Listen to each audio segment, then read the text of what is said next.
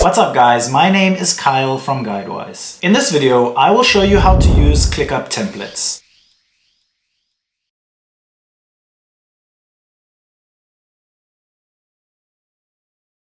In the left column, go to the folder that you would like to add this template to. So I would like to add a template to YouTube. So I will hover my cursor over YouTube and select the plus sign. Then scroll down to templates. You can search for templates by types such as space, folder, list, task, documents, view, or whiteboard. We are going to search for a list template and I need a template around blogs.